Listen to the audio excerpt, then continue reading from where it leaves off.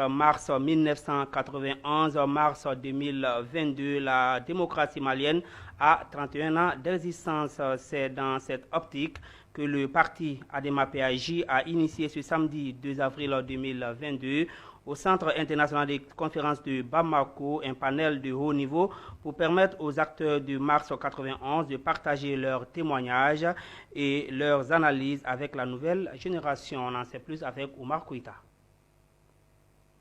Après 31 ans d'existence, le Mali continue de chercher le chemin d'ancrage de sa démocratie. C'est dans cette optique que ADEMA-PAJ a initié ces panels de haut niveau animés par les acteurs de 1991, basés sur le thème de 26 mars 1991, 26 mars 2022, 31 ans d'existence de la démocratie, où en sommes-nous?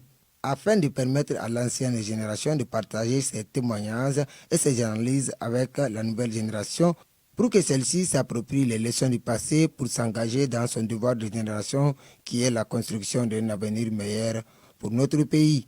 Un officier, Amadou Toumani Touré, prend la décision historique d'arrêter Moussa Traoré en son palais dans la nuit du 25 octobre au 26 mars 1991. La Deuxième République avait vécu.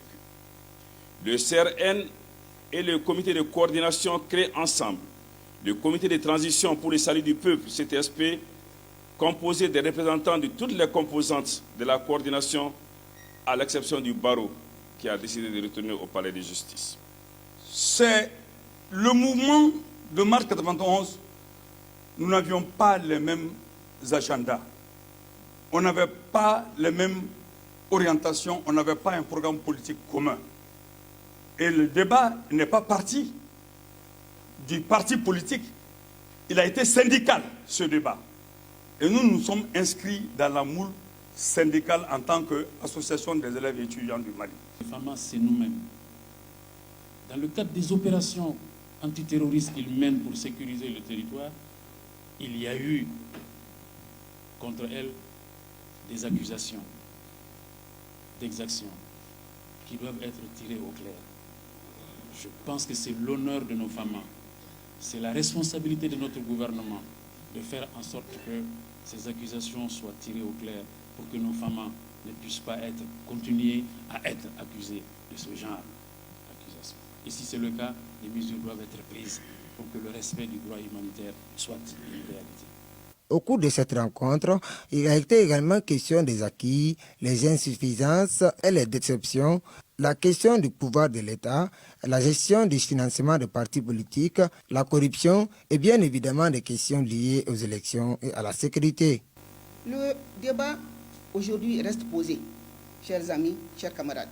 Les citoyens maliens, en réalité, sont-ils favorables au principe qui veut que la majorité gouverne et l'opposition s'oppose? Et pour mettre à la place de ce système ce que certains rêvent, comme certains le rêvent, certains de nos concitoyens rêvent, une dictature, entre guillemets, une dictature éclairée. Cela est-il envisageable? On assume quand c'est bon. Quand ce n'est pas bon, c'est les autres. La politique du consensus prôné par ATT, paix à son âme, a été diversement appréciée. Malgré les résultats en termes de réalisation physique salués par les Maliens, si cette politique de consensus, concernant cette politique de consensus, si certains estiment pertinente la participation d'une très large composante de la classe politique à la gestion des affaires de l'État, il y a lieu de se demander, et moi je me suis toujours posé la question, si cette politique n'a pas plutôt contribué à affaiblir les partis politiques. La moindre des choses que l'on puisse dire à l'issue de cette rencontre est que la question de la démocratie continue de susciter des débats et des controverses dans notre pays.